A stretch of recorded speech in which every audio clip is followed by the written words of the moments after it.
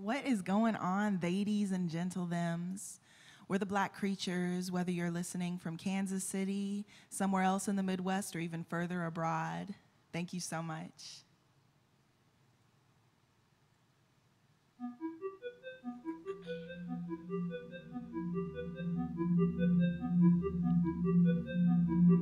This is Lazarus.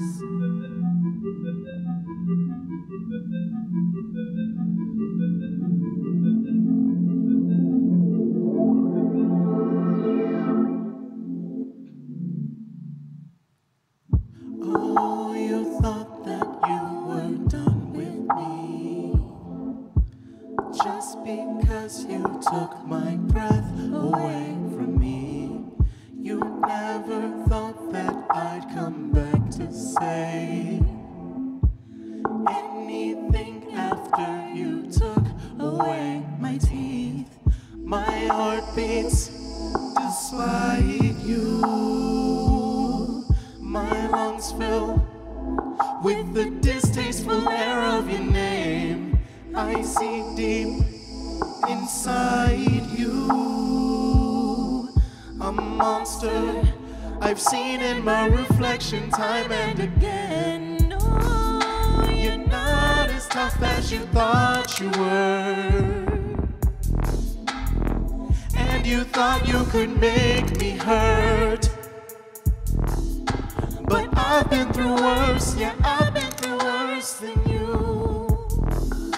I've been through myself and I climbed out the dirt into. I rise in your protest unlike the sun, to show you scars of all the damage you have done. You saw chaos and fear and took the plunge. You keep the joys as though they were to be won. So no, no, no, no, don't play these games with me. Look in the mirror, tell me, what do you see? I'm worse than any monster you can be, especially when that monster is me.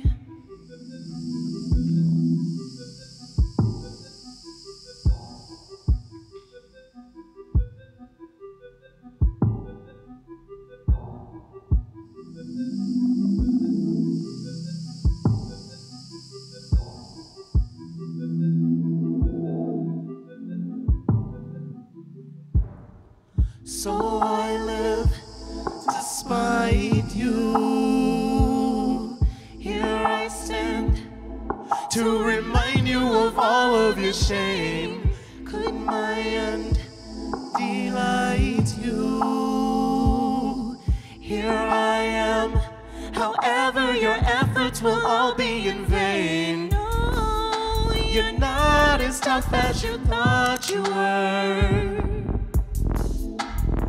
and you thought you could make me hurt. But I've been through worse, yeah, I've been through worse than you. I've been through myself and I climbed out the dirt into Lazarus. Oh, Lazarus. Oh, Lazarus. Oh, Lazarus.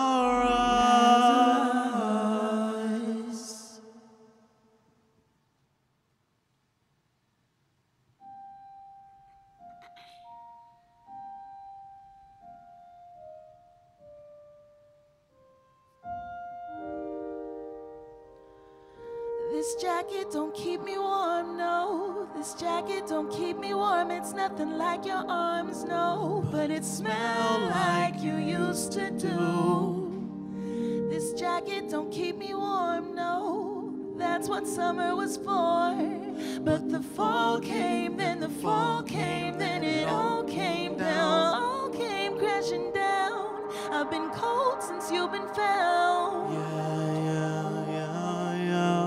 I've been low since you in the ground. I've been trying to hold on to the pieces you left me, but I'm still hung up on why you wouldn't let me in. Just take the time to call, I will catch your phone. Just take the time to call, I will catch your phone. Just take the time to call, I will catch your phone.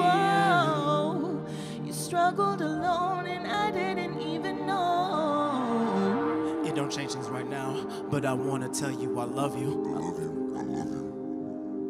And this jacket don't keep me warm, but I keep it cause it's the closest I can get to hug you. The best times that I had was in the summer with you. I don't even know who I was before then, if you can believe it. Looking in the mirror, I'm crying cause I miss you. And when I say that shit, I hope you know I mean it. Yeah, the winter's hella cold, but it ain't nothing like being lonely. Lonely. Lonely. Lonely. What if the spring never comes? What if it never comes? Yeah. My greatest fear has surfaced, and guess what the fuck it showed me? It showed me, it showed me. I couldn't keep you, how can I keep that perfect memory? This jacket don't keep me warm, but I'm glad you loaned it to me, cause that summer with you showed me all the things I wanted to be. Yeah, you gave me reason, gave me motivation to keep on breathing. I thought I was dreaming, hard to believe what I could see, but my eyes wasn't seeing right when that summer had to end. I was blinded by a light, couldn't see you descend. Hindsight is 20/20, wishing I had the foresight to ask you to let me in. Yeah. Just take the time to call, I will catch your phone. Just take the time to call, I will catch your phone. Just take the time to call, I will catch your phone. I just should have known, and now I'm all alone.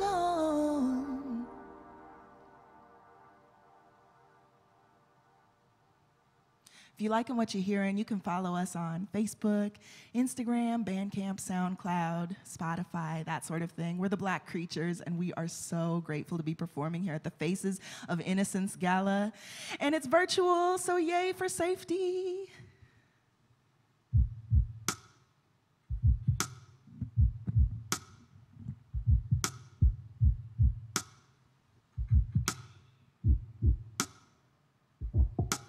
Flowers in my afro and hot sauce in my casserole. Homies in the backyard. Won't you come through? Won't you come through? And you've been in my daydreams. Yeah, I dwell on a daily, yeah, about what we could do. Won't you come through? Won't you come through? We got the whole block grilling, jungle juice on tap and refilling. Folks worked hard all week, so it's time we think to spend the night. Sit and reminiscing on this feeling. And if you're down with that, then come forward and kick back. You probably deserve that, yeah, yeah, yeah. I got flowers in my afro and bedtime coming fast forward, yeah. The kids and all the great grown folks. Won't you come through? Won't you come through? And you've been in my daydreams. And if you come, stay late, please. After party till 2.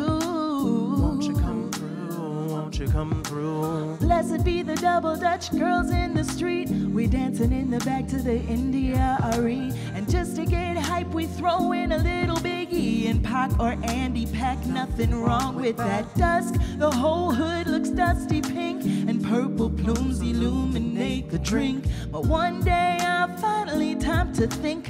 The only thing missing is you. But I got these flowers in my afro, and spades is on the back porch, yeah.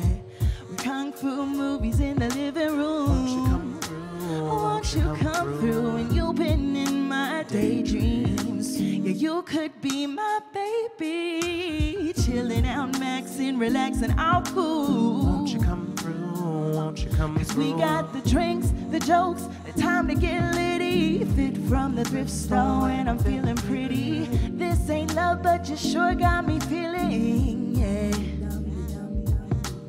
Dummy, thick, high roast potatoes. There's no need to wonder why they say the best sauce is hunger. And if I say I'm hungry for you, would you think I'm a fool? Like, yeah. Dum dum dum diddy dum dum dum diddy dum dum dum dum diddy dum. I like dum dum dum dum diddy dum dum dum dum diddy dum dum dum diddy dum.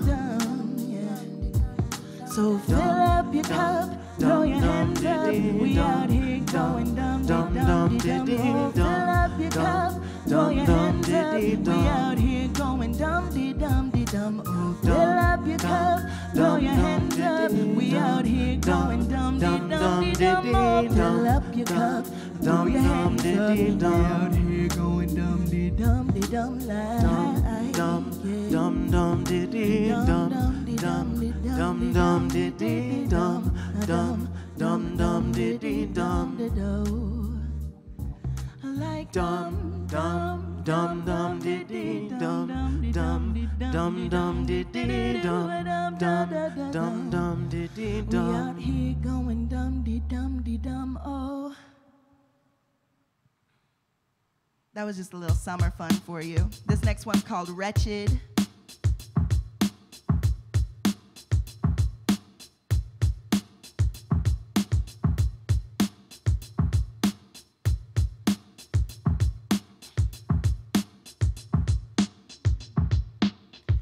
It goes on and on and on. We make business out of all unhappy homes. Rejecting pieces left all broken and alone. A justice too well known. Is this our true home? Is now the only way to go? And it don't make sense. Stockholm syndrome of this intolerance. We're a broken system, yet the symptoms are target. Which doctor says when broken bones set wrong, the healing only comes when you break it again. It goes on and on and on till there's justice. Peace cannot come on its own. If we shift our focus from revenge to damage prevention, will we be more strong? Can we build a better day? Can we heal our own? It don't make sense. We make dollars, but at what expense? How can we get a little change from methods that beget such violence? The violins are singing, the funeral bells are ringing, unless we start rethinking. 'Cause we're the wretched of the earth. Oh, but don't you wanna make it work? Oh, we don't benefit society 'cause they don't see our worth. We are the wretched of the earth. The ash, the dust, it goes. Even when we say we gon' forget it, we enable it. Even though we say we hate the taste, we sip and savor it. Old machines cater it, new machines relabel it. We need to change the record 'cause the needle keep on playing it. And slave catches wear gold badges in this gilded age. False idols, no masters who put us in a cage. Press quackers, he's fashion since before his age. His house has been burning, hope we're learning to lose our rusted chains. It's simple, it's simply complicated. That's the way we made it, so it's hard to change it. All we know is recreate it. And so let's change the tone and collect our own. It's our responsibility to grow. We are the wretched of the earth. Oh, but don't you want to make it work? Oh, dead documents and businesses, the living have no worth. We are the wretched of the earth. The ash, the dust, it goes la da da da da da, la da da da da, la da da da da, la da da da da, la da da da da, la da da da da, la da da da da, la da da da da.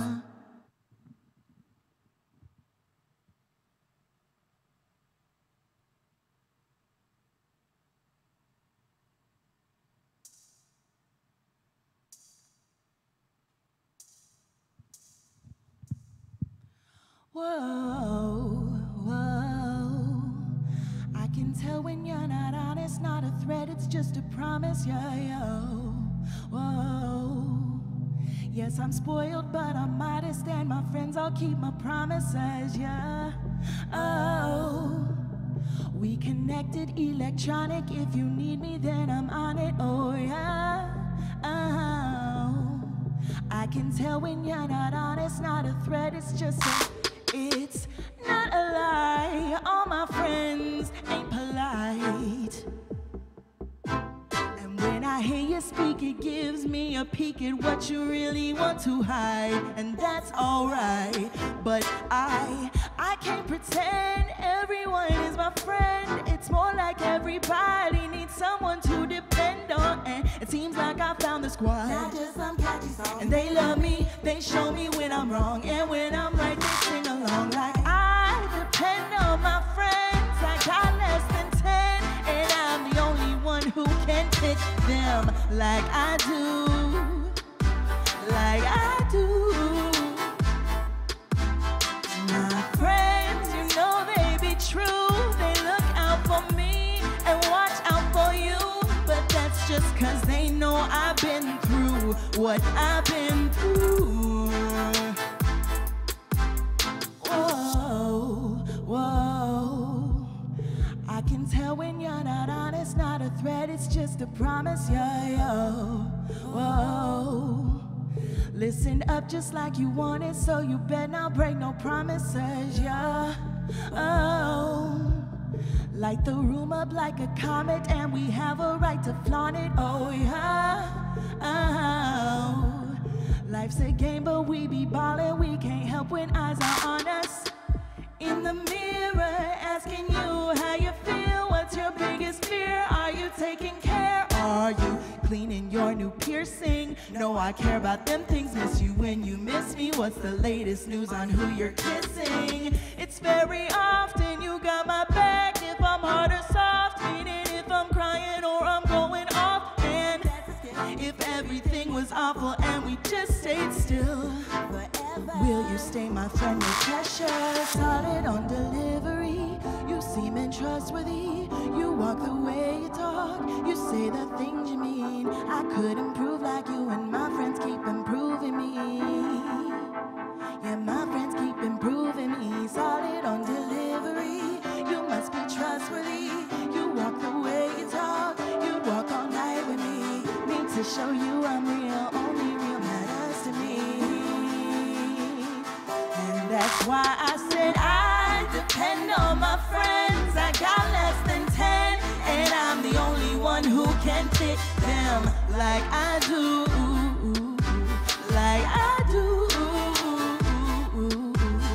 My friends, you know they be true. They look out for me and watch out for you.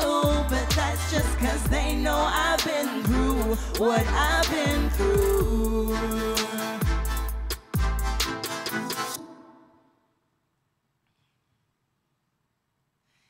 Yes, y'all.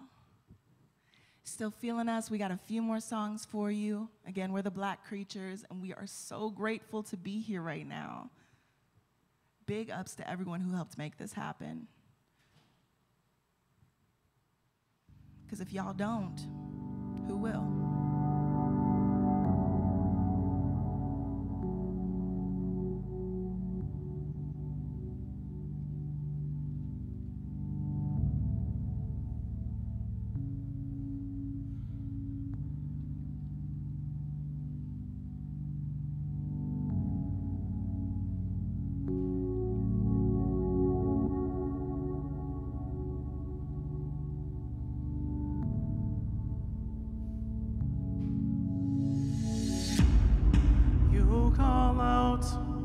Like a light in the dark, guiding those lost to you. Amidst the chaos they bring, you bring rescue. You bring rescue.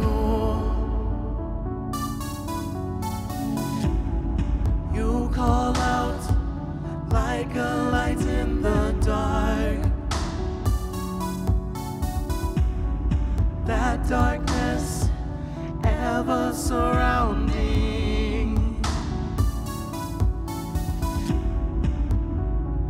Your bright never falters, silent and shouting, silent and shouting, like a light in the dark, like a light in the dark, like a light in the dark, like a light in the dark, like a light in the dark, like a light in the dark, like a light in the dark, like a light in the dark.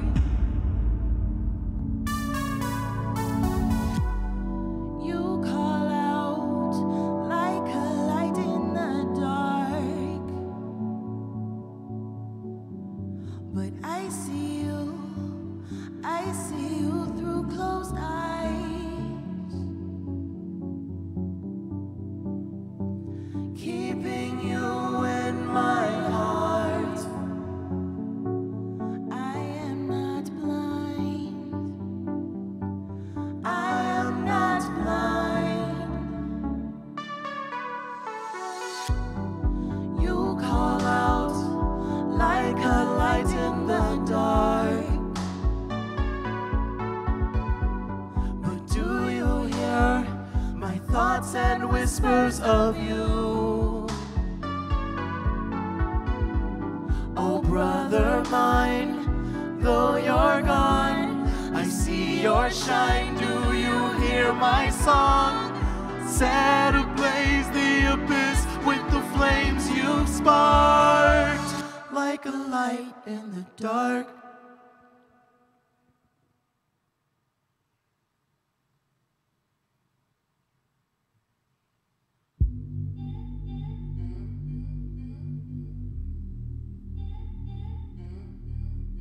We got a couple more for y'all. Hang in there.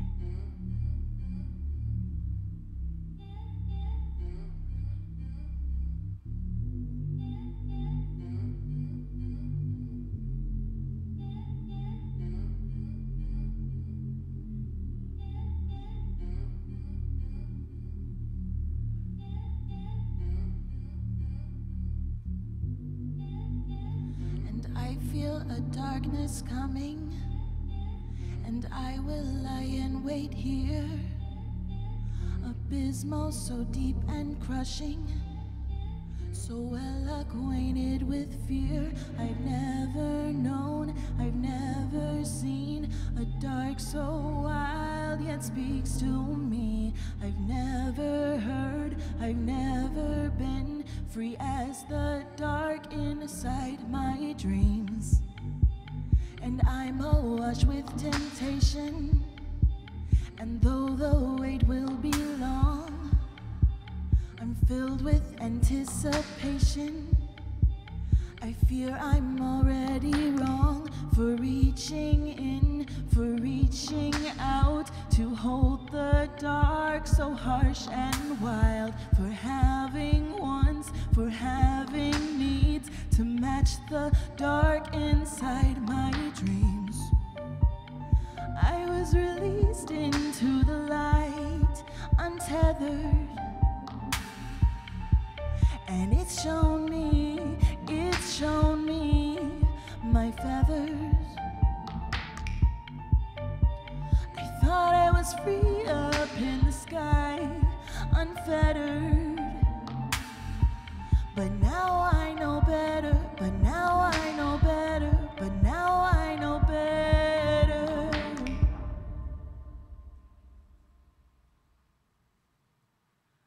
All right, y'all. Blessings. Thank you so much. We got time for one more or not? That's it. Thank you guys so much.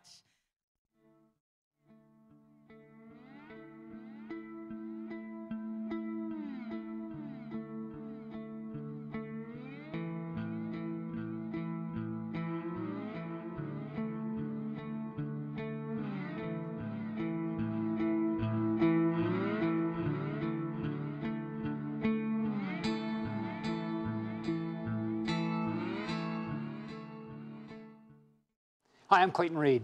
My family and I are really proud to be associated with the Midwest Innocence Project. The work that Tricia and her team do, along with the countless volunteers and exonerees who every day are fighting the injustices in the system and helping to free innocent people. This event tonight is all about raising money, and we can do more. If you're seeing this content and have not contributed, I challenge you to contribute. I would say that this cause maybe isn't the sexiest of all the things out there that people do in contributing money, but I would tell you it is one of the most important. Because if we don't contribute, no one will be able to fight for those who've been wrongly accused, and that affects all of us in the community. So I hope you'll join me and make whatever contribution you can, enjoy the program this evening, and find a way to do more for MIP. Thanks.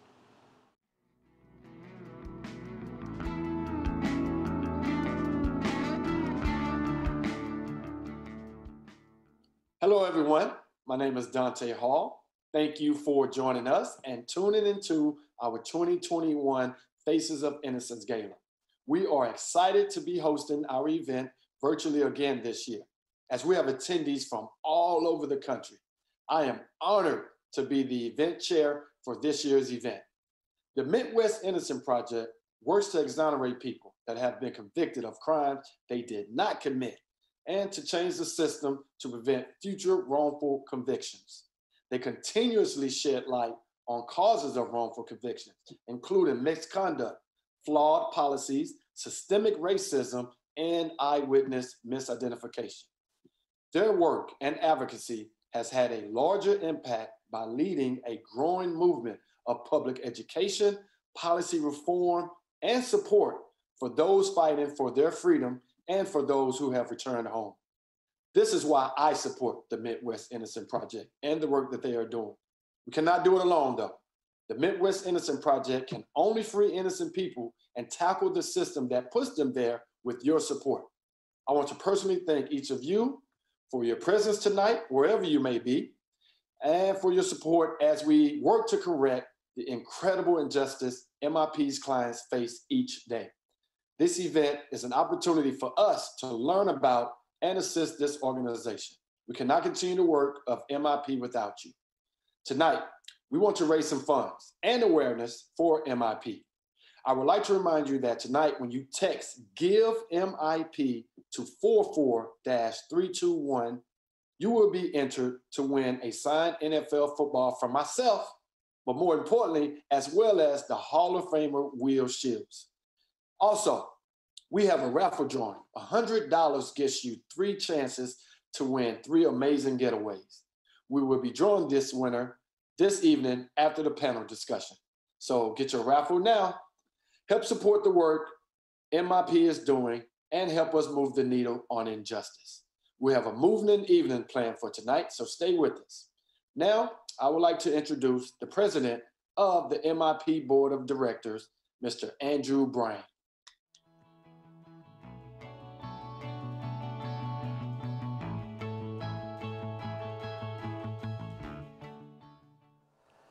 Good evening. On behalf of the Board of the Midwest Innocence Project, I want to welcome you and thank you for joining us tonight virtually. This is our 14th Faces of Innocence Gala. I would like to give special thank you and recognition to our presenting sponsor, the Reed Family Trust. They have been an amazing partner and supporter of our organization, and we truly are grateful. We are thankful to all our amazing and generous sponsors this evening. Without you, we would not be able to continue the work we do for our mission. Also, I just want to say, if you are tuning in, thank you for showing up and supporting MIP. We look forward to a great evening in support of the Midwest Innocence Project. We're also extremely grateful to this year's honorary event chair, Mr. Dante Hall, and his continued advocacy. Thank you to our board members and members on all the committees that continue their work to move this organization forward. Thank you to our staff, our partners at UMKC, MU, KU, the Iowa State Public Defender Wrongful Convictions Division, the lawyers, students, and other professionals who volunteer and work on these cases, and all our friends and supporters, and all the clients and their loved ones that MIP serves. Together, we are the Midwest Innocence Project, and we have important work in front of us tonight. I would like to remind you that we have opportunities to give this evening. At any point in time tonight, you can click on the Donate Here button on your screen below me. You can also text Give MIP to 44321 to give. Tonight, because of our generous event share and honorary event share, you can win a signed NFL football by Dante Hall and Will Shields. We will announce that winner later this evening. You could also purchase a $100 raffle ticket for 3 chances to win an amazing getaway to Florida, New York, or Costa Rica. The winners will be drawn after the panel this evening, so go get your tickets now. Every dollar we raise tonight goes to help us continue the fight for justice. We will hear tonight from exoneree Ricky Kidd, exoneree Floyd Bledsoe, and freed person Faye Jacobs in a thought-provoking panel discussion. So please stay with us. So let me thank you all again for your time, your interest, and for being here this evening, being with us wherever you are. Now, I'd like to turn this program over to the Midwest Innocence Project's Executive Director, Ms. Tricia Bushnell.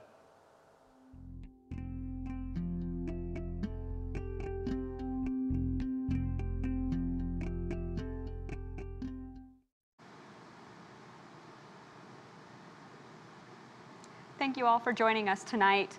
We are so excited to celebrate all that you have made possible, and we would like to start that by honoring those who have done exceptional work on behalf of the innocent, looking first at our Freedom Awards.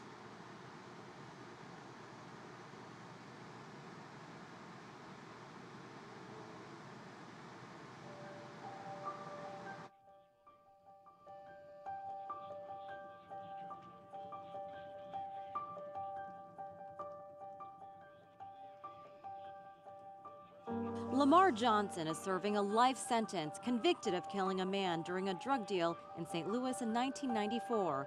His family and legal advocates say he is innocent. 2 individuals came up to a porch in the middle of the night, fired onto that porch, killing the victim, Marcus Boyd. There was one witness that supposedly picked Mr. Lamar Johnson and his co-defendant out in a lineup. This eyewitness has recanted, said that he was pressured into making this identification and that he was paid.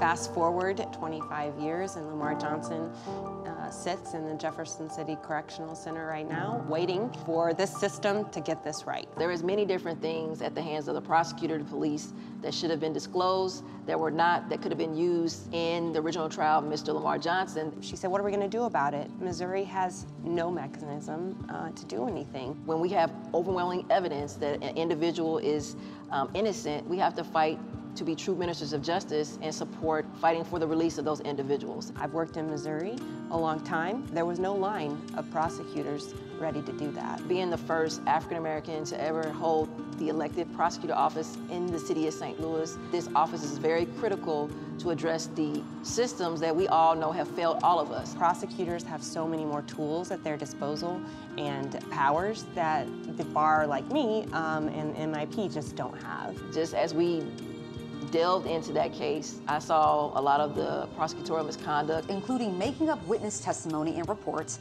paying a witness to make a false identification, and ignoring confessions by the actual killers. This is one of those instances where we know who committed this crime. It's solved, but still Lamar is in prison. St. Louis Circuit Attorney Kim Gardner has supported Johnson's request for a new trial. But he was denied by a judge who said it had been filed 24 years too late, so he appealed. In March of this year, the Missouri Supreme Court dismissed Johnson's appeal, finding there was no right for a prosecutor to file a motion for a new trial to correct an injustice. And as a result of that gutting and heartbreaking opinion, the Missouri legislature said, all right, let's fix this. The Missouri legislature passed a new bill explicitly allowing local prosecutors to ask for the convictions of those wrongly imprisoned to be set aside.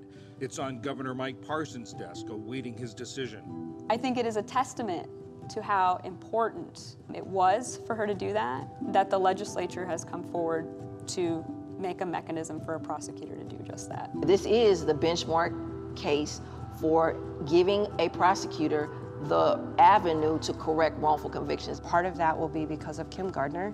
Part of it will be because of Lamar Johnson and who he is. Both of them deserve so much credit for this legislation and Lamar's eventual, Freedom Day. It's a way that you can rectify an innocent person being in jail for long periods of time. And I think that it's only fair that we have these mechanisms set up because it's the right thing to do. I'm grateful that she took on a very difficult fight. And that's what Midwest Innocent Project and the Innocent Project does, and that's what this office and the prosecutor of the city of St. Louis, led by Kim Gardner, we're gonna do. We're gonna fight. There is a law that is being changed because she spoke out about an injustice, and now a whole state will be able to hopefully correct that, not just for Lamar Johnson, but for others. Doing the right thing sometimes means fighting against individuals who believe mass incarceration and the old way of doing things is correct. It really highlights how important it is for not only a conviction integrity unit to exist, but to be independent. Midwest Innocent Project has been instrumental in kind of educating us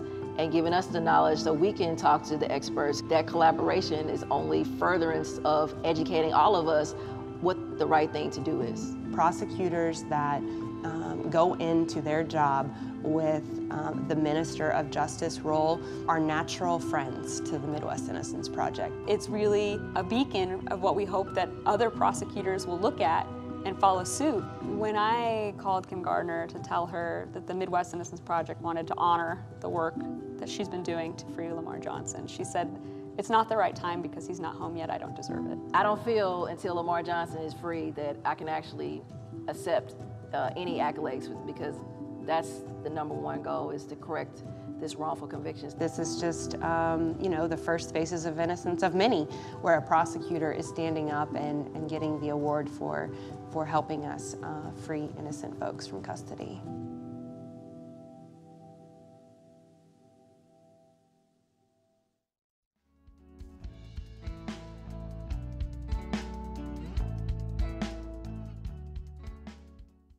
Just want to say thank you to the Midwest Innocent Project for giving me this Freedom Award.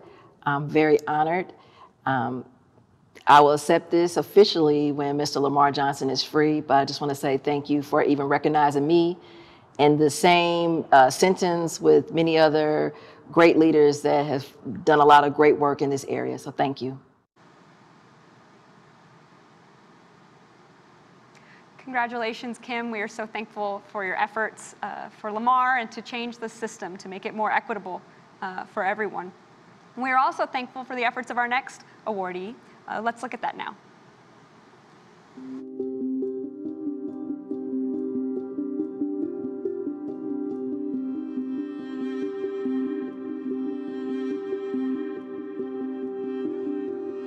Lamont McIntyre was exonerated in 2017 after serving 23 years for a crime he didn't commit. He was convicted of a execution-style double homicide that occurred in 1994 in Wyandotte County. Lamont's mother, Rosie, had been sexually abused by Detective Roger Golubski. A powerful police detective who's now retired is accused of sexual abuse, vengeance, and corruption. And when she reported him and moved and changed her phone number to get away from him, 2 of her sons and a nephew somehow all ended up in this police lineup for a double murder. Roger Golubski's initials are on the back of the Polaroids. And the prosecutor allowed that to go forward, even threatening witnesses who said they knew it wasn't Lamont. The evidence against him was always compromised, but once it did come out, Mark Dupree moved very quickly once the hearing started. And on the second day of that hearing, Mark Dupree, after having heard the evidence that had been presented, agreed that Lamont was innocent and wrongfully convicted and should come home. And so that was it. It was over. Lamont came home that day, October 13th, 2017, Friday the 13th. That same day, Mark announced that he was forming a conviction integrity unit to look at all of these other cases.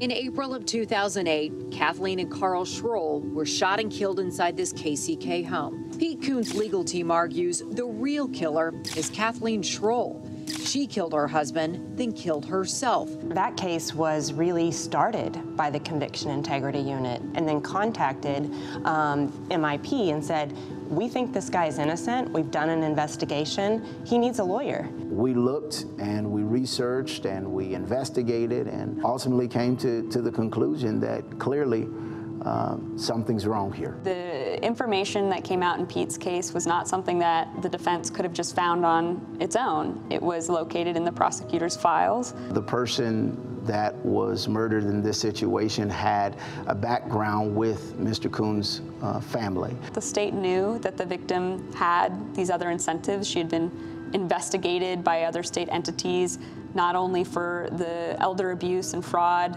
that was happening with Pete's father, but also with what was happening at her job where she worked at a bank. And sort of the walls were closing in and that information was there and it was not disclosed. We had to decide that we were willing to accept the fact that those before me in this office not only made mistakes, but bottom line were corrupt, and that we were not going to cover that up.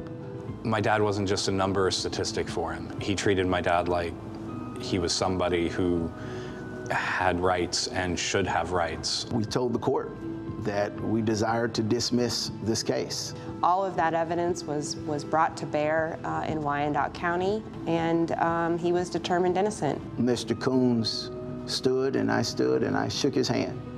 And he looked me in my eye and said, "Thank you." And he said, "If you had not answered my letter, I would still be in prison."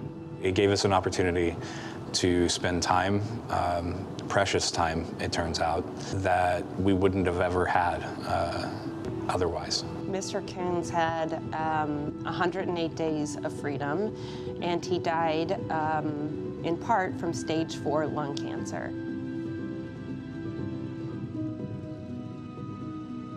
I'm certain that he would have died in custody had that process of relief not been short-circuited by a prosecutor who stood up and said, "We got this wrong," and asked the court to fix it. I'm hopeful, that more prosecutors think in the way that Mr. Dupree does about innocence cases.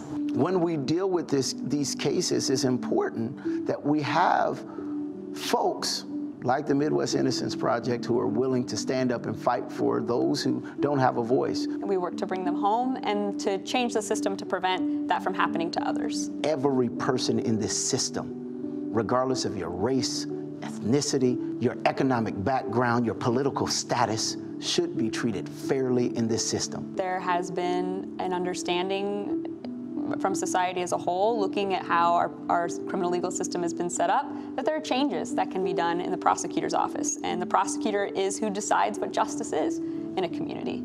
And so, certainly if any prosecutor was going to do it, he was the one, and he's the one who did.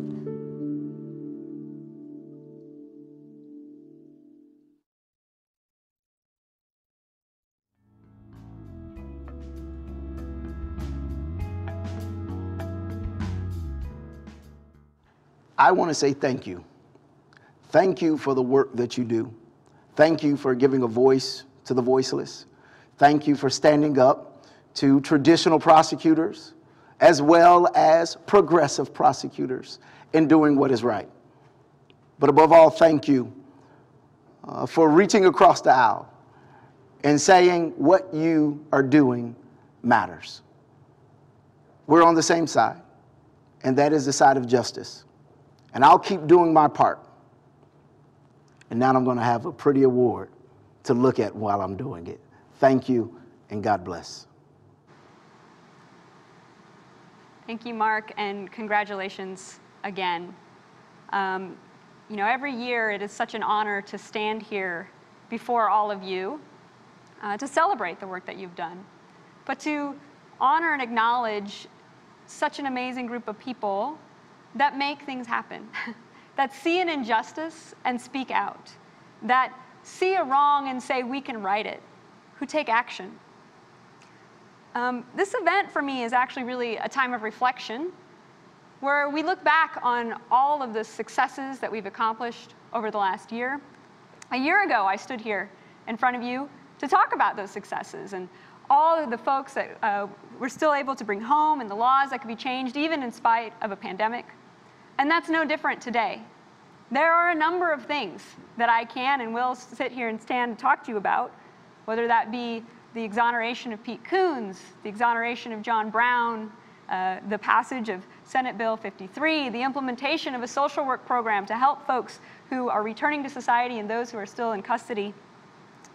But each year when I stand here and I think about all of these successes, I'm reminded that with every success, with every step we take forward, there is still so much to do. And when I look at this large picture, I just get an unblinking reflection of how much there is to do everywhere for everyone, and that it will take all of us, all of you, to fix it. In the past few weeks, the whole country has had its eyes on Missouri. You just learned about the case of Lamar Johnson and the bill that was changed for him, and you'll hear soon about the case of Kevin Strickland. But 2 innocent men in Missouri where the prosecutors agree that they are innocent, and yet still they're staying in prison tonight. How can that be? And I think that's what we see across the country, folks looking at Missouri and just saying, what is this system? And as they learn these stories, they learn about the things that make this so. As folks learn about an attorney general's office that has fought every innocence case for the last 30 years, meaning that for those who are eventually exonerated, they have lost additional years of their life while we litigate in court about whether or not we should be in court, and not whether or not they are actually innocent. And as folks learn about a governor who has stated that pardoning an innocent man is not a priority in Missouri, despite a request from 13 lawmakers and a prosecutor to do so. And they learn about a court system in Missouri that has previously said innocence is a reason to get out of prison, when in 2003, the Missouri Supreme Court said Joe Ramrine is actually innocent and exonerated him, but yet now struggles and says it is unsure whether the court has the power to exonerate someone who is actually innocent if that person was not sentenced to death. And as they learn about these systems in which we work, people all around the country are saying, what is going on in Missouri? And we are grateful to them, and we are grateful to all of you for bringing that attention, for focusing your time and your efforts in how can we make this better on these issues, on folks like Lamar Johnson and Kevin Strickland. But we know that whatever is going on here is not justice. But we also know that this lack of justice is not limited just to Missouri. Just next door, in the state of Kansas, we are faced with a real question of whether or not the criminal legal system will ever hold to account Detective Roger Golubski, who, as you heard, is a detective who, for over 3 decades, sexually abused and raped Black women in Kansas City, Kansas. That abuse included the sexual assault of Rosie McIntyre, causing her to change her number and get away from him. And in retaliation, Golubski framed her son, Lamont McIntyre, who was only 17 at the time. It took 23 years for Lamont to come home in 2017. And that was only possible with your help, and your support, and our work, and the work of the law firm of Morgan Pilot. And when he did, at that time, in 2017, Golubski's longtime partner was still serving on the force as the chief of police.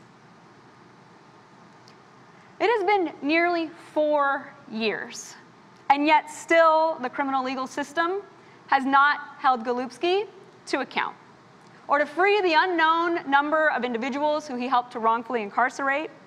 And instead, just recently, the current mayor of Kansas City, Kansas has stated he doesn't think there needs to be an independent investigation of the police department. That is not justice. And just up north in the state of Nebraska, our client Antwan Young still fights for his freedom, despite Antwan's alibi for the crime at the time of the crime, and despite the fact that our office in 2016 put the real perpetrator on the stand, who took the Fifth Amendment to every question, including the question of whether or not he had committed the crime.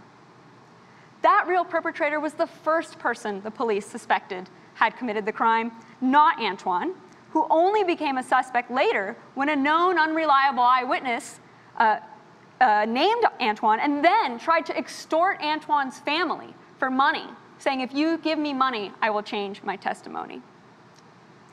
We presented all of that evidence at an evidentiary hearing in 2018. It took 3 years for the court to deny it. It was not yet until this year that we heard from the court that they were not going to grant relief, knowing that in that entire time, in those 3 years, through a pandemic, Antoine could not appeal and instead just had to wait. That is not justice. And right next door, in the state of Iowa, we're fighting to bring home our client, Jason Curtis, who sits tonight in prison even though there was no crime that occurred. In 2011, Jason was convicted of the death of his 5-month-old son, Jackson, who had been a sick baby his entire life. He had thrush, he was on repeated antibiotics, he couldn't put on weight, he couldn't lift his head, he couldn't roll over. They knew that he was sick. And his parents took him to the doctor over and over again, even days before the baby died. Jason even carried his son for a mile to get to the doctor's office, to get another opinion to help his son. But the pediatrician that was treating him did not find that there was anything extra unusual. And in fact, when others had suggested he should get a neurological consult, he didn't get one. And so when Jason's trial came around and that pediatrician testified, he gave a picture of a baby who was otherwise healthy. That pediatrician is now serving time in a federal penitentiary for child pornography, including pictures of his child patients. And all through this time, still Jason waits. Still the state fights. We filed that petition for him in 2015, and he has been waiting 6 years for what we hope will be an evidentiary hearing this fall. That is not justice. And I tell you all of this not just to say this is how difficult the process is, that these are things that are impediments to justice for everyone, but I tell you this to say this is how much your support means. Not just to us, but to every person sitting there in prison tonight. It's because of you and your support that we will not stop. It's because of you that we are able to keep fighting even as mountain upon mountain is put in front of us. And because of you, John Brown was exonerated in 2020 when the 8th Circuit found that the state had improperly destroyed evidence. Because of you, Pete Coones was able to walk out of prison into the arms of his family after 12 years apart. Because of you, we've extended our programs. We've added social workers and social work students to help not only those who are returning home begin the next chapter of their lives, but to help those still incarcerated manage this difficult, long process. And because of you, we were able to pass Senate Bill 53, which gives the power to Missouri prosecutors like Kim Gardner and Jean Peters Baker to overturn the wrongful convictions of people they know are innocent. And so it's with you, it's only because of you, that we are able to redefine the criminal legal system, that we will change these processes, because we will not look away when we see an injustice. But even then, we know our work is not yet done. It is far from done, because in each of the jurisdictions that we work in, everywhere, there are challenges that we face. Our opponents are mighty.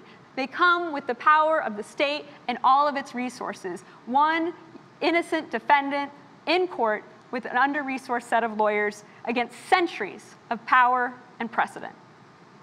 But we will not stop until our vision of justice is realized, and we will not stop until justice is achieved for each person, regardless of where they were born, the wealth of their family, or their race. And so I ask you again tonight, will you join us in that fight for justice?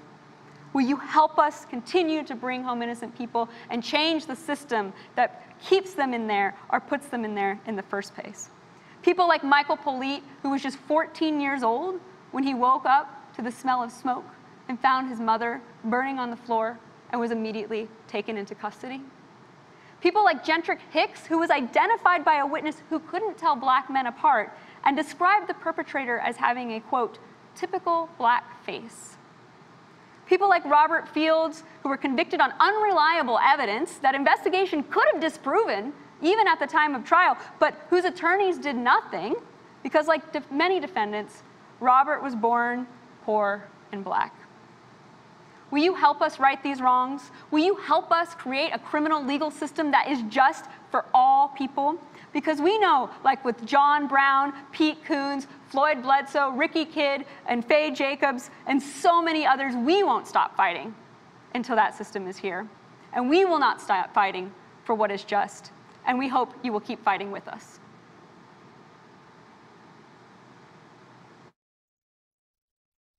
You know, Pete was sort of the everyman when this happened. Right? He'd been working as a postal worker. He was a dad. He spent time with his children. And then sort of the unimaginable happened. There's good police work and there's not so good police work. And I can even understand how sometimes an overload of work causes people to do less than a perfect job. I just hate the fact that they did less than a perfect job and cost me so much of my life. Pete's father was an elderly gentleman who lived on his own. And Pete discovered that his father's housekeeper / home health aide had been stealing from Pete's father. Pete got his father away from this woman named Kathleen Schroll and started to figure out how much damage had been done. Kathleen had begun working at a bank and had begun embezzling from that bank. April of 2008, Kathleen knew that her embezzlement was about to get discovered. So she began laying the groundwork, and her plan was to commit suicide, murder her husband, and frame Pete for it. She took a gun out of her purse, shot her husband. Then she placed a phone call to her mother, wakes her mother up, and tells her mother, Pete's here. He's already killed Carl, who was Kathleen's husband. He says he's gonna kill me. And then her mother says, did you call the police? And she says, no. And then the line goes dead. The person that arrives on the scene, the first officer who doesn't know about that phone call, looks at the scene and concludes very quickly, this is probably a murder-suicide, just by the way the scene looked. And once that phone call was kind of in the air with law enforcement, everything else was ignored. Any evidence that contradicted it, any evidence that supported Pete's protestations of I'm innocent was just ignored. It was that thing we call tunnel vision. So at that point, based solely on that phone call, Pete is arrested and charged with 2 counts of first-degree murder. At the first trial, Pete is found guilty of murdering Kathleen and found not guilty of murdering Carl. For the second trial, the prosecution finds a new witness named Robert Rupert.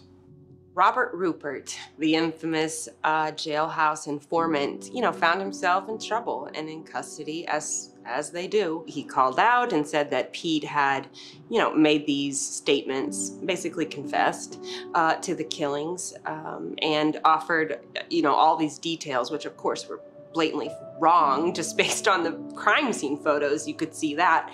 And nobody seemed to be bothered at all how inaccurate it was just on its face.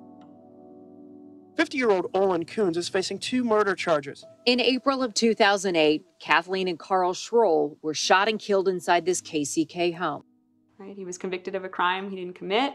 He was torn away from his kids who were there with him while he was getting arrested and served 12 years for a crime he didn't commit because evidence that the state knew hadn't been turned over that would have proven his innocence.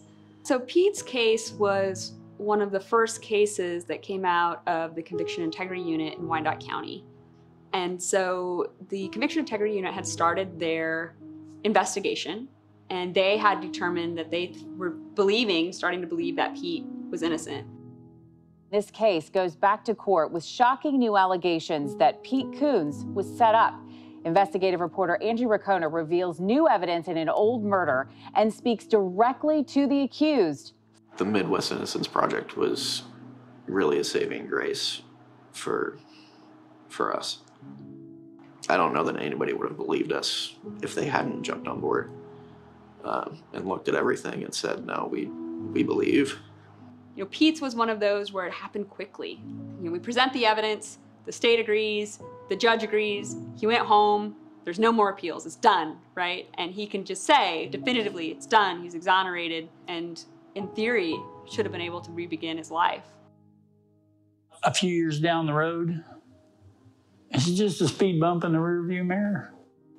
I got a phone call from him, and he said, I just want to keep you updated. You know, I went to the doctor, and they found, you know, a mass on my lung. Like, they don't think it's cancer. They're going to go do a biopsy. So I just want to keep you updated, but nothing to worry about. Everything's fine. Okay. What his doctors would eventually discover is that Pete's body had cancer almost all over it. It was stage 4 cancer. It was in his lungs, on his collarbones, it was in his brain, it was on his kidneys. Dad died 108 days after he was exonerated.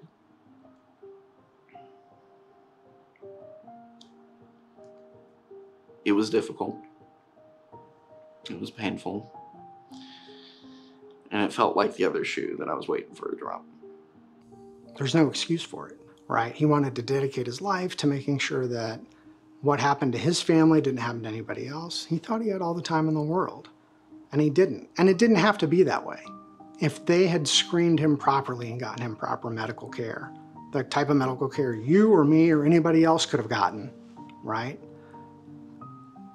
He'd still be alive.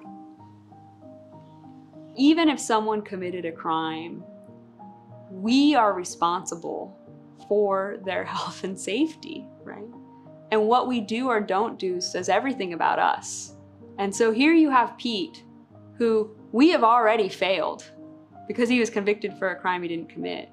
But then we fail him again by just not even providing adequate health care, so that when we correct our error, he's not alive to even experience his freedom.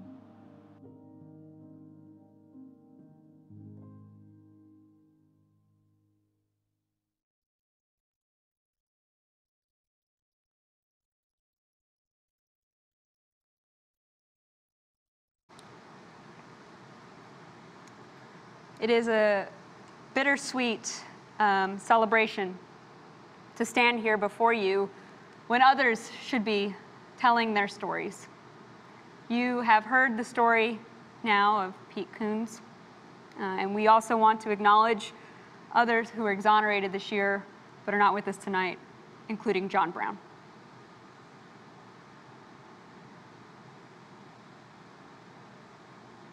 John was just a beacon of light. It's hard to imagine that somebody could spend decades, right, incarcerated for a crime they didn't commit and really just be love personified. You say, how you doing? He's like, I'm blessed like you are. And at the end of every call, he wanted you to know you were loved. And I just think about that. Like, it's a really hard thing for people to say to friends or family or acquaintances that they love them. And John was unabashed that he loved you and you knew you were loved. And so I think it was really important for all of us because when he died, he knew we loved him too. Hey, what's up, Tricia? God bless you and your family and everybody else. Tell everybody happy Thanksgiving. Love y'all. Bye, my sis.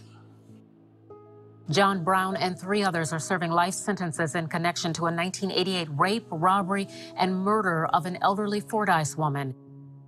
John Brown is actually from Las Vegas, but he had some family members who lived in a small town in Arkansas called Fordyce. And John happened to be spending a summer in Fordyce with some of those family members in 1988. That same summer, there was an assault and murder of a 78-year-old white woman in the town of Fordyce. One of the important things to know is John Brown and his co-defendants did not know each other. So John knew Tina Jimerson just a little bit, but he had never met Charlie Vaughn or Reginald Early. And so they needed to come up with a way to put them all together. So it was bit by bit that every piece of evidence had really been manufactured just to get a conviction, and that they had essentially just put 4 black folks together. The police had sort of gone down a couple of different paths, and nothing had really turned out the way they wanted to. And so they end up focusing on Mr. Brown and his co-defendants.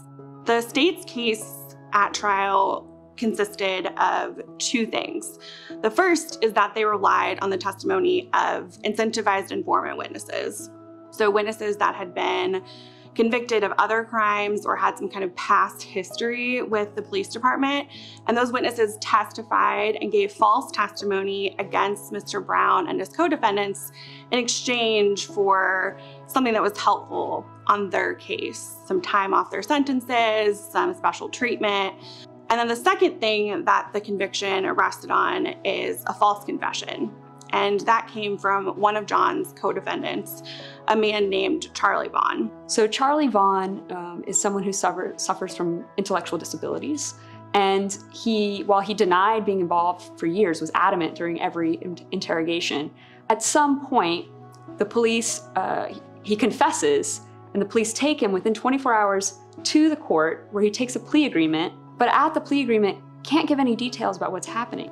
Immediately after that plea agreement, Charlie Vaughn recanted and has always said, I didn't do this, and not only that, I don't know these folks, and none of this happened.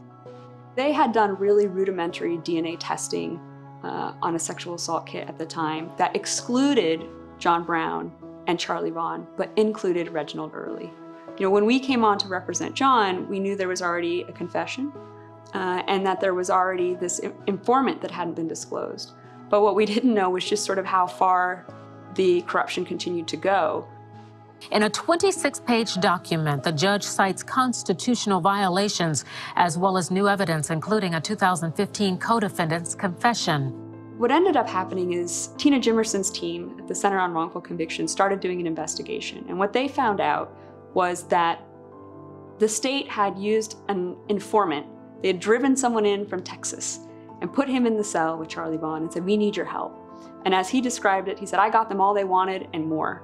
And so he talked to Charlie and worked him to get this confession and did it with a recording. He recorded the whole thing and they destroyed it. So it was bit by bit that every piece of evidence had really been manufactured just to get a conviction, and that they had essentially just put 4 black folks together. I know I was innocent, but I just couldn't prove it. You know what I'm saying? Because the way they had it stacked on me, I couldn't prove by myself. And I was blessed to have a team of God-fearing attorneys that showed the world what the injustice was done to me. But I'm blessed. God's good. John was released from prison in the fall of 2018 when his conviction was overturned by the U.S. District Court. But there were still some things that had to be worked out until he was fully exonerated, because the state chose to appeal the victory that we had that overturned his conviction. And so for 2 years, John was free, but he was living in this limbo with this huge weight on his shoulders of, at any moment, the court could decide differently and they could side with the state, and he might have to go back into prison. It was a dream come true. I didn't really go into details with him about how he felt because I was just happy that he was exonerated. That was, I blocked everything else out and I just focused on, you out, you're out. It's unfortunate that John did not share his deteriorating condition with me. On a Monday, I got a call from a relative on his father's side that he had died. In 2020, the 8th Circuit Court of Appeals upheld that opinion and he was fully exonerated. But unfortunately, later that year, he passed away. He died of a heart attack. So John Brown spent 26 years in the Arkansas Department of Corrections, and most of that time he had largely untreated high blood pressure. John passed away ultimately from congestive heart failure, and that congestive heart failure was caused by years and years and years of untreated high blood pressure while he was incarcerated. So his death was ultimately because of his wrongful conviction. I'm just really hurt. I'm really hurt that that happens, and shame on them for taking his innocence away from him and not believing him and taking him through all of this drama. It's unfortunate that I have to live for the rest of my life without him, and I'll never get to see him again.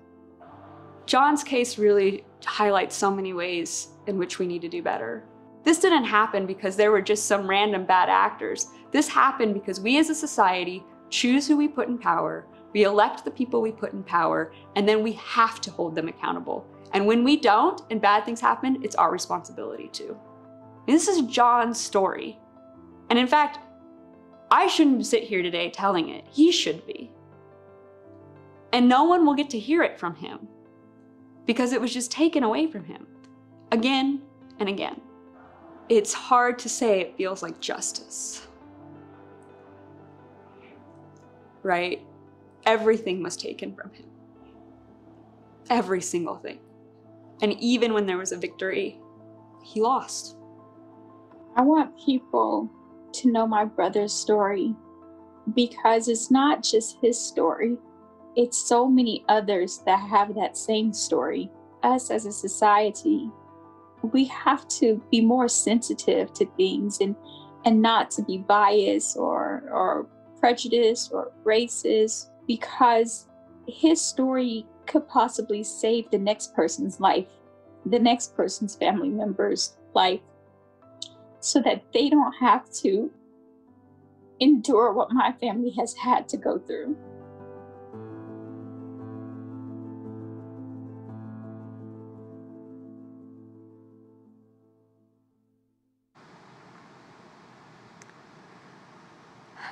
The stories of Pete and John highlight the urgency of this work.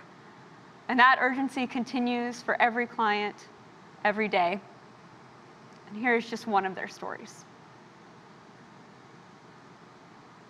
Cases like Kevin Strickland's are delegitimizing events in the system.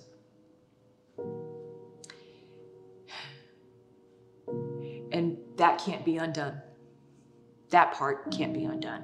But what could be done today is that he were released. Kevin Strickland has been in prison for a 1978 triple murder in Kansas City. Today, my job is to apologize. Today, Jackson County Prosecutor Gene Peters Baker says he's an innocent man. It is important to recognize when the system has made wrongs. Mr. Strickland has been incarcerated for over 40 years for a crime he didn't commit. In 1979, he was convicted of a triple homicide in Kansas City, Missouri, where 3 individuals were killed and a 4th person was injured but survived. Mr. Strickland was at home that night. He had an alibi. He was on the phone. He was just 18 years old. When police arrived, the surviving victim did not name him, even though she knew him. She named 2 other individuals and said she couldn't identify the other 2 and gave a description. Unfortunately, in what we now know as a tainted identification, a friend later came to her and said, well, that description you gave, that could be Kevin Strickland, right? And that sort of tainted her memory, and she started to ask about that, and eventually she identified Kevin Strickland. And that was essentially the case against him. There's no physical evidence linking Mr. Strickland to the crime. The whole case was built around and really required the testimony of Cynthia Douglas. When you look at the facts and you get to know what happened in the case, really, I think the bigger story is about the unreliability of that testimony. Even back in 1978, it had literally every indicator of unreliability. First time he was tried, it resulted in a hung jury. There was 1 African-American juror on that jury. After that trial, the prosecutor went to the defense attorney and said, that's a mistake I'll never make again. And he ensured that was true. So at the second trial, when it came time to select the jury, the prosecutor used all of his first peremptory strikes to strike all of the remaining Black jurors from the pool. And as a result, that second jury, which ultimately convicted Mr. Strickland, was an all-white jury. And just 3 months later, his co-defendant, Vincent Bell, who was one of the individuals the victim named as one of the perpetrators, at his plea hearing had to give a description under oath of what had happened. And he described in detail what happened that night of the crime, naming all of the other 3 individuals who committed the crime with him and saying very clearly that Kevin Strickland was not involved and that Kevin Strickland was innocent. Nobody did anything after that. Nobody did anything except Mr. Strickland, who had at that point no resources to do it. So really almost every part of the system failed him. Now at 6, new allies and a potential new law could help overturn the conviction of a man who has sat in prison for decades. Kevin Strickland. His story has gained a lot of attention in the last week. In 2009, that surviving victim, Cynthia Douglas, contacted the Midwest Innocence Project in an email saying that she thought that there had been a wrongful conviction and she may have participated in that and wanted to contact someone to recant her identification. Tasked with that in hand, looking for new information, we saw that there was a fingerprint that had been sort of found on what they said was the murder weapon that they said wasn't comparable at the time. We contacted the prosecutor's office at that time to say, you know, we think you should take a look at this case, and also can we retest this fingerprint? They said yes to both. They retested the fingerprint. They found that that fingerprint excluded Mr. Strickland as the source, and they ultimately came to the undeniable conclusion that Mr. Strickland is innocent. This one's really clear, in my estimation. The reason for that is it's not a case that my office would carry today, and it's not a case that my office would have carried for a whole bunch of years now. A single eyewitness ID is not enough. So we need other evidence, to help tell that story. He needs someone to fight for him. He's had fighters outside of the system. He needs a fighter inside the system to fight for him. So currently in Missouri, there is no way for a prosecutor to overturn someone's conviction, even if they know that it is wrong. And I think that that's what is just so shocking for all of us, that we all know what the result has to be. There is no other just result that is not Mr. Strickland coming home, but we also don't know when it will be. By the mechanisms available to Mr. Strickland, it's certainly not going to be tomorrow. What does justice look like? That's a tough one. I mean, I don't know. I haven't seen it yet.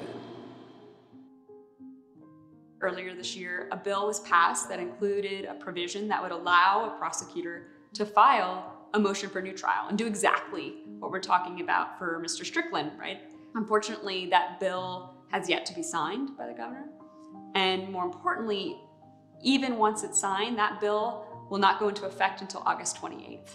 So again, while everyone knows that Mr. Strickland is innocent, while the prosecuting office knows that he's innocent, agrees that he needs to be released immediately, that office will not have the power to do so until at earliest August 28th. He has always been telling the truth for 43 years, and no one has ever heard him. And I think while he's not yet exonerated, it's incredibly important and meaningful to him and to all of us that people know that he is innocent and that there is an innocent person still sitting there and that he matters.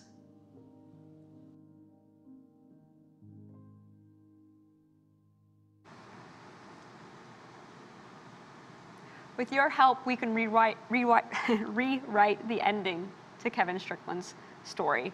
And in just a few moments, we will hear from individuals who have begun their own new chapters. We are going to take a quick break, and when we return, we will hear from Floyd Bledsoe, Ricky Kidd, and Faye Jacobs, who served a combined 65 years for crimes they did not commit.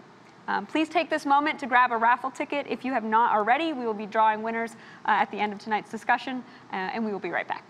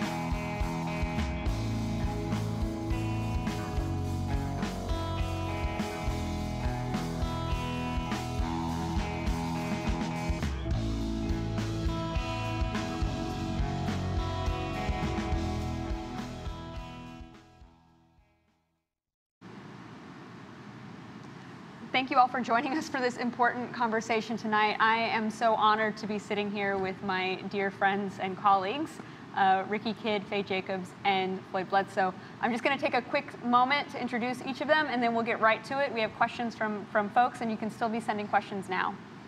Our first panelist, at the end, is Floyd Bledsoe. Floyd is the founder and owner of Offensive Timber, which recycles, rebuilds, and restores. And as he describes it, you don't have to be a felon to work for him, but it sure does help. That's right. Floyd was exonerated in December 2015 after spending nearly 16 years incarcerated for a murder he did not commit. In the years fighting for his freedom, Floyd originally won a new trial in 2008 when a federal district court found his trial counsel was ineffective and had failed to present an adequate defense. Floyd was released on bond, but 9 months later received the call that the 10th Circuit had reinstated his conviction and he had to turn himself back in. He was ultimately exonerated 6 years later after DNA testing and a confession from the real perpetrator proved his innocence. Next, we have LaQuanda Faye Jacobs. She is the founder of Innocence 2, an organization that works to support people in their reentry process. She was the only woman in Arkansas sentenced as a juvenile to life in prison without parole and was one of just 50 women across the country to receive such a sentence for a crime committed as a juvenile. Faye was convicted because of flawed eyewitness identification procedures, incentivized testimony, and an ineffective lawyer who did not investigate the 5 additional eyewitnesses of the crime who would have said that Faye was not the shooter. As a result, a jury found her guilty of capital murder and sentenced her to life imprisonment without parole. Over 26 years later, on July 17, 2018, Faye walked free but not yet exonerated after the court resentenced her to time served under a program that resentences juveniles who had previously been sentenced to life without parole. Because she is no longer incarcerated, a pardon from the governor is the only way to clear her name, and a pardon application is currently sitting before the governor of Arkansas. And finally, my colleague Ricky Kidd, after surviving 23 years of being wrongfully convicted for a crime that occurred here in Kansas City, Ricky Kidd has chosen to turn his negative into a positive, has decided to be better opposed to bitter, and to walk in faith over fear. Since his release in August of 2019, he has been crossing the country sharing his story of resilience, tragedy, and triumph, all while raising awareness about wrongful convictions, the importance of quality leadership, and how we can all create a positive impact in this world. Ricky is an author, a public speaker, a justice advocate, a playwright, and the founder of I Am Resilience, a resilience training, public speaking, and criminal justice consultant platform designed to educate, inspire, and positively change the world we see today. Thank you all so much for being here. Thank you. Thank you. I just want to start. I mean, you all have met before and Yes. spoken before, and you all come from very different places. So Floyd was convicted in Kansas, Ricky was in Missouri, Faye was in Arkansas, and have different experiences. But in those times that you have met and talked to each other, are there commonalities that have existed across the experiences that you think you see together? Yeah, of course. By far. Yeah. First of all, being wrongfully convicted, Yeah. that's the clear commonality that we all have. But I think some of the same struggles.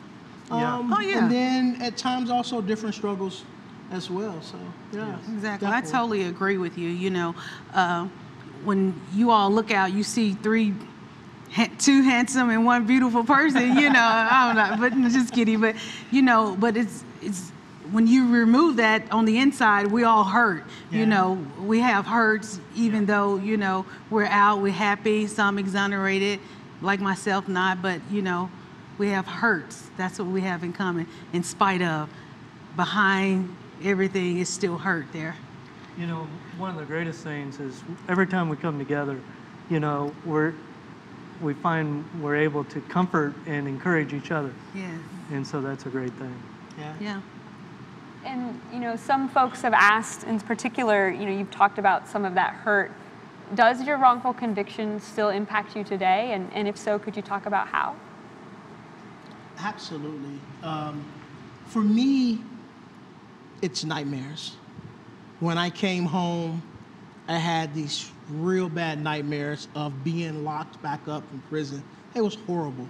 So horrible, I used to drink coffee to stay up. I didn't know if I wanted to go to sleep. They was bad. I remember, for anybody who used to get a text, I think it used to be you as well, at 3 and 4 a.m. in the morning, that wasn't bad adequacy. That was me not being able to sleep and scared of those nightmares. To this day, to this day, I still have those nightmares of being wrongfully convicted, being inside prison, banging on doors, trying to get out, waking up only to realize that I'm free. So it's still with me. And many other issues, but we can't unpack them all, but that is one that comes to surface, and it continues to re-show itself on a regular basis, yeah. I think with me personally is I have a conviction still over my head, so therefore I have struggles with housing, education, even getting a job, having a job, not being able to move in a higher position because of the felony that still hangs over my head. So yeah, there are struggles, still struggles and issues. Yeah, that's just a few. For me, you know, if you look at us, you know, all three of us will smile, you know, but you know, behind those smiles, we got a lot of pain. You know, for me, you know, even though I've been out for 5 years, one of the greatest things to overcome, and I still fight to overcome it, is that personal barrier of opening up. And, you know, whether it's talking with Amanda or talking with my kids, it's, you know, and Amanda will be the first to say, you know, he's quick to put people at arm's length, you know, because you're always scared of being hurt again. You know, it's that fear, and you battle with it every day. And, you know, you can do two things. You can either deny it or embrace it, or you can just say, well, what's happened is going to happen, and, you know, and never cope with it.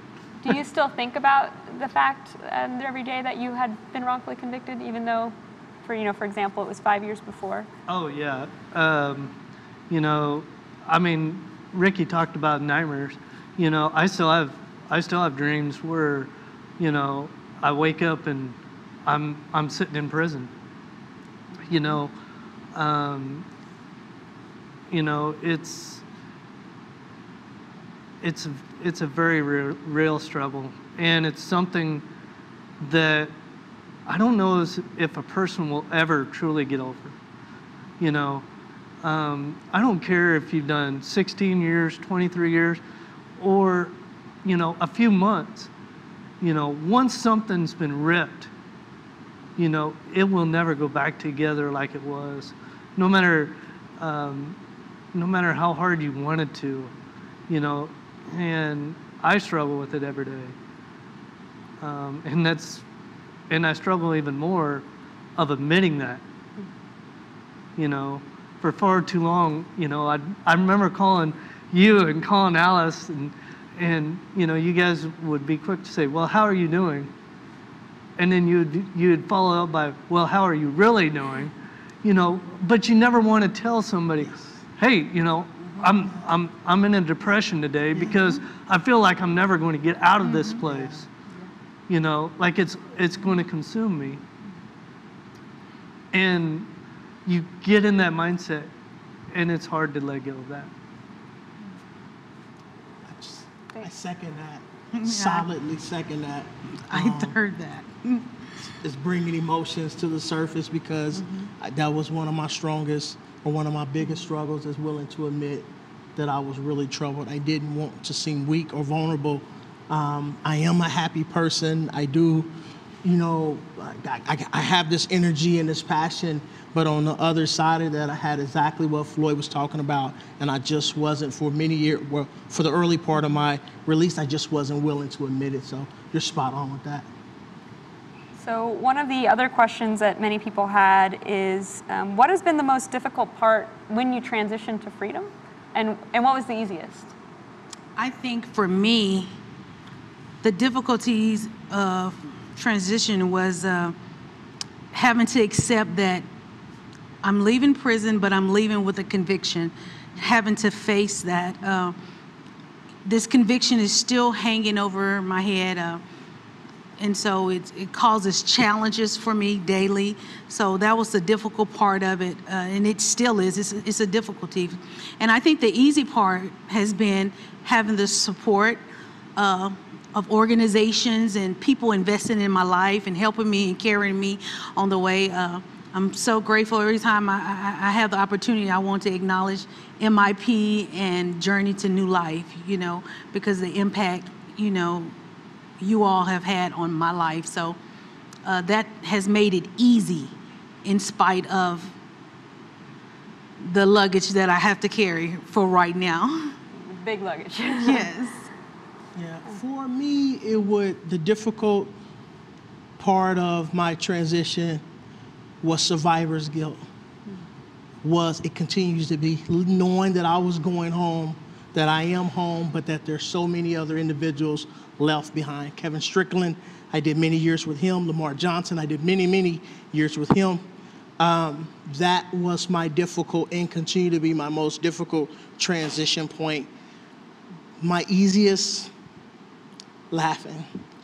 It's easy to laugh now. In prison, it's not the place where you just go around and you laugh. It was serious business to try to win back my deserved freedom. I didn't laugh a lot in prison, but now I find it easy to laugh. We was waiting in the lounge and we was just cutting up and laughing. I find it very easy to laugh now, so yeah. For me, the hardest part is admitting that I need help. Here I am 5 years, and most people, I'd venture to guess, I would say almost everybody knows, or let me rephrase it. I think nobody knows that I need help. And then I find the people that are like, you're not fooling anybody, and the easiest part is to say I'm okay, even when I'm not okay. And it's that struggle of saying, you know what, I do need help. I've been blessed with a great wife who, constantly, pokes and pushes, to help me, and she's been very patient, and the greatest struggle and my greatest fear is that I'm going to do something to screw them up, and that's where I'm at. Thank you for sharing that with us. We have another question from Rebecca F., who says, how does pop culture influence people's perceptions of the justice system? And do you feel pop culture has been helpful or harmful to the cause of bringing innocent people home? I think it has been good on the fact that all the technology that we have today that we didn't have back then, and people can see and know what's really going on. It's not hidden, And so I think it's a good thing because of the technology and all the resources that we have today that we didn't have back then, So that's my thing on it. Yeah, I would agree with what my sister Faye is saying. Definitely the society we live in now, the social media, all of that has been very, very helpful. The next generation, the youngsters we love so much, they bring energy when we're tired. So that has been very, very helpful towards the push. I think what's missing in the space of wrongful convictions and criminal justice reform is the educational component to it, where people are not just as informed or not as much informed to what level this really goes to when it comes to what our problems are with the system. But they're so smart, they're so bright that when they do catch on, it's on and popping. And so I just want to really encourage people to continue to tune in to what we're doing collectively and individually, and in 2, 3, 4, 5 years from now, ask that question again. Yeah. One of the greatest things about pop culture is I think back when I first got released, and a reporter for the Lawrence Journal World said, well, why didn't you just go to the governor and plead your innocence? And I said, I'm just a person in prison, and he wouldn't listen to my voice. And now that I'm exonerated, now I have a little bit of a voice. You know, now we have people like Dante Hall and, you know, and the Kardashians and all these people that are finally starting to look at wrongful convictions and that they happen, and that they have a tremendous voice and a great platform to bring to light what's going on today. And we need them. So, you know, you pointed out that now that you're exonerated, or now that you're home and folks know that you were wrongfully convicted, people listen and they have something. So with that in mind, with all of these folks listening, what do you want them to know? What do you want them to hear that you can say from your experience? I want them to know that, you know, I like what Barack Obama said, you know, you can believe in change, that he was the change you can believe in. You know, I like to twist that and say, you don't have to just merely believe in change. You can be the change that helps the Stricklands, that helps the Ricky kids, that helps the Fays, that helps the Floyds, that helps, and all it takes is just you doing something, anything. And it doesn't matter what it is or how great it is. Every little bit helps, and you can become change. And it starts with every person watching today. And I second that with you, Floyd. Thank you for, you know, sharing that. But yeah, you know, to be aware is to be alive. Yes. And to be aware of our judges and our lawyers. And, you know, these are people who make decisions. And so, you know, what I want you to know who you are voting for. Yes. You know who you put in office, because they are the ones that's making a difference in the lives of innocent people. And so, you know, that's what I would, you know, say I would want them to know, to be aware and know. Yeah, solid, spot on. I'll often say, I was gone almost a quarter century. If you round it up, 23 years if you round it up. And I always say, don't let a person who's been gone almost a quarter century come home and outdo you. We all get to do this together. Exactly. We all get to get involved. I love the acronym team, together, everyone accomplish more. I want people to know that it really is true, that together we all can accomplish more. And it looks like we're really beginning to do that. Let's continue to keep up the good work. That's what I would say. And Faye brought up a good thing about, you know who you're voting for. You know, we look at the prosecutors. We were talking about it up in the lounge. You know, why is it that a prosecutor can enjoy absolute immunity for almost everything, but if you are a doctor, you're held accountable for every action you do? In every other profession, people are held accountable except for prosecutors, and sometimes, as we see in KCK, you know, police officers. Next time you guys have a town hall meeting where your elected officials are campaigning and you see a prosecutor campaigning off of convictions, ask him, what kind of lives did he change? What's his goal for justice? What is his definition of justice? Because it's not convictions. Justice is about seeking wrong or seeking rights where wrongs have been done. And that's what needs to be done. You need to change. Yes.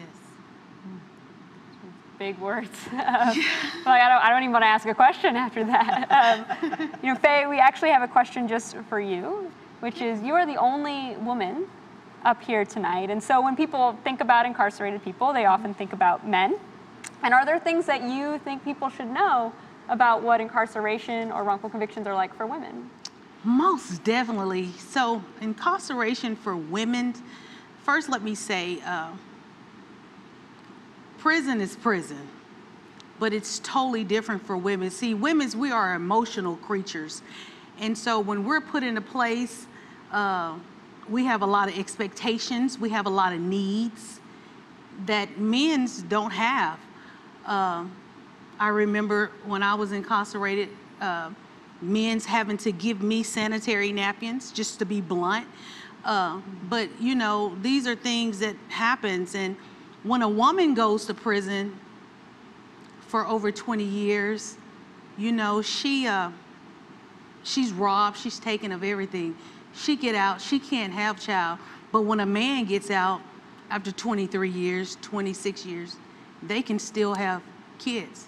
But that's something that the state takes from a woman. These are things that happen to women when we go to prison that don't happen to men, you know. It's so much I can say that it's different. You know, we think of, it's just the same, you know, but thank you. Mm-hmm. It's not the same.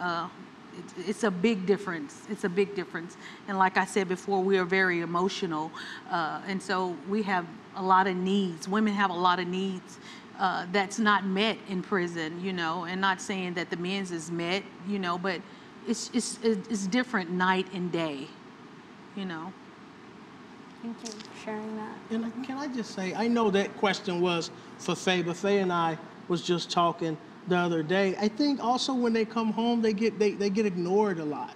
Women are still being treated like second class to me. This is and I'm a male, but I see this. And I find it extremely unfair. I think we often hear more about male cases than female cases who we're trying to extricate from prison. And then when they come home, they get put on the shelves and they get ignored. Men can kind of rise to the top, make a career out of themselves, or become motivational speakers. And women just, again, I just really feel that they tend to get ignored. I know you agree because we talked about that. And I want people to know that. And I think together we should try to work better to change that.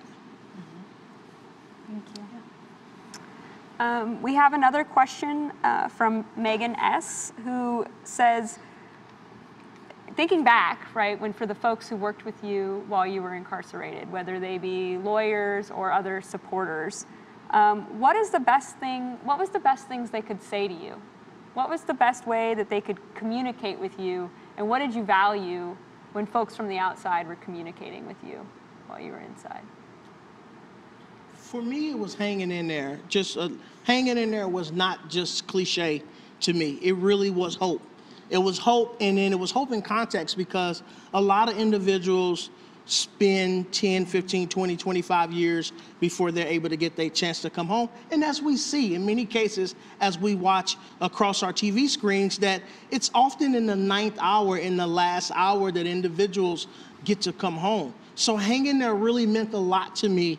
I did do that. I hung in there when I did not want to, and it was in the 9th hour, that I was able to come home. So that's what meant the most to me. And if I was speaking to those who still on the inside, I would say that to them as well. Also, if I can add just a small footnote to that, you and others really encouraged me to work on myself. So not just to get hung up on imagining being free, but to imagine what that looks like for me. So I began, opposed to I'm free, and I haven't even begun to think about what freedom looks like or feels like and what I want it to be. You and many others who would come and visit me, law students who would come and visit me, would really challenge me to think about that. Not just, again, spending time on what freedom, when is freedom going to come, but what do you want that to look like? I would say that to those who are still on the inside. For those who go visit those on the inside, to also spend time imagine what you want life to be when that day, when that door does open for you. Most definitely. I second that. You know, for me, it was the encouragement of believing in me. When I was on the inside, I had staff to believe in me, to trust me, and that meant a lot to me. That gave me the hope and the endurance to continue to fight. And, you know, Ricky said it all. You know, I don't even really have to say anything because I second that for Ricky. But the believing in me, and you know, and I want to, and my continues to encourage others, you know, to believe and not give up, you know, keeping the faith.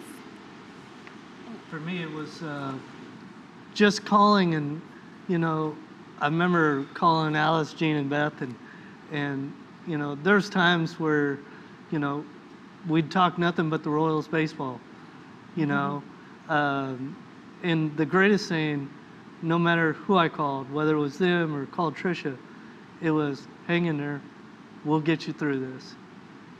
It's knowing that people care and that they're behind you. And so, that was with the communication with folks from the outside. Mark E. is asking, this was a long process for all of you. I mean, Floyd, you had to turn yourself back in. You were free and then had to go back in, and Faye, you've still got this, like you said, hanging over your head. I mean, and it was just years. Ricky likes to say you lost 11 times, right, before you finally won. And so Mark is asking, how did you manage that psychological and emotional stress while you were incarcerated and all of those things were happening? I think for me, it was my faith that kept me and held me together, and the support system of family and friends, and like I said before, believing in me. But while there, my way of escape was to get a soundtrack and go into the chapel part and just sing, just sing. And so that helped me to escape, and just, the spirit would just, move. And so, like I said, it was my faith that kept me together, and, the belief that, yes, you're going to get out of here. And I believed that I was going to get out of here. And, I wanted to get out and take care of my mother, I had a drive, and so that's what I would say, that drive and my faith. Yeah, for me, it would have been living vicariously through others. That is a way that's something that I use to be able to get through. I had life without parole. Other people had parolable sentences, and so I would help them prepare mentally for reintegrating back into society. Most certainly my faith was something that I relied on to process those emotions. Writing became my passion and my friend. It still is. I think those things were extremely important, but one of the most things, one of the most important things, because people often ask, are you angry? Are you bitter? And I really want to settle that question, maybe even speaking on the behalf of all of us and many others.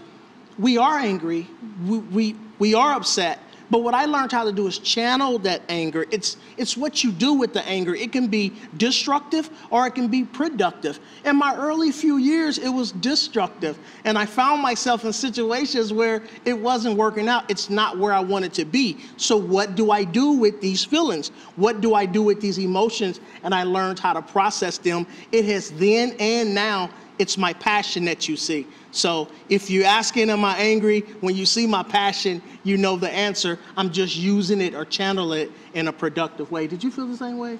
Yeah, you're exactly right. I'm not bitter at all whatsoever. I have hurts, my thoughts are, some things I just don't understand. I don't understand, why did this happen? How could this happen? And why is it still happening to me? I have these thoughts, but I refuse to be bitter. That's just not me. Am I hurt about the situation? Absolutely hurt, devastated, but bitter? No. And I'm not bitter.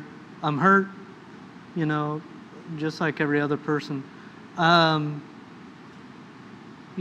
me, I remember when I had to turn myself back in, and Alice called me, and I went to Sedgwick County and turned myself in. And I remember riding that bus back to Hutch Prison. And then I got to Hutch Prison, and I remember the guys that I had spent 9.5 years already with, they didn't do nothing but came over and said, hey, bud, it's okay. The truth will come out. and they made sure I was taken care of. You know, I remember when the DNA came, and I remember walking back in Lansing on the track, and I remember walking bewildered, and John White saw me, and I sat down, and he didn't ask me any questions. Thanks. All he did was put his arm around me and said, "You'll be all right, because I'm right here." And that's all he said. He didn't know anything about what's happening. And I said, "John, you don't understand." And he's like, "I don't have to, because I know you." And then I told him. And he said, "Well, just remember, you always have family." And it was those guys, you know, that helped me. And that's why I am where I am today, is because of the people that came alongside and said, "We'll get through this together." Thank you so much for sharing that, and I hope that those folks know the strength that they gave you, because, you know, like I said, I'm just so honored to be here with one of my favorite people, but not only three of my favorite people, but three of the strongest folks that I know. So thank you for sharing all of that. So with that, you know, we will close up our panel, and we will strangely have a strange transition to the fact that there are a bunch of people now waiting to find out if they won a trip. So we will be drawing our golden ticket winners, and we want to do a special thank you to the generous donors of these trips. Only 200 tickets were sold, and it is through that and through your donations that help us continue to do the work for folks like Kevin Strickland and Lamar Johnson's. And so we will take one quick break as I wait to get these drawings. All right, good luck. Drum roll.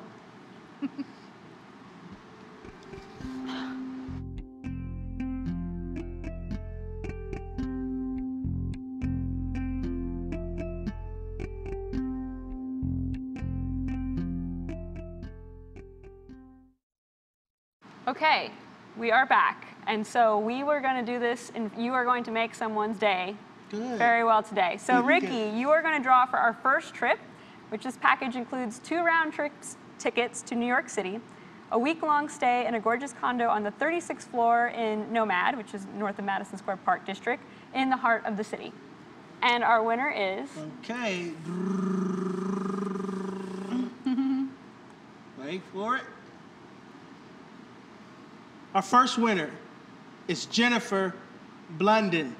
Jennifer Blunden, you are a winner today. You want to turn it around? Maybe they can see their...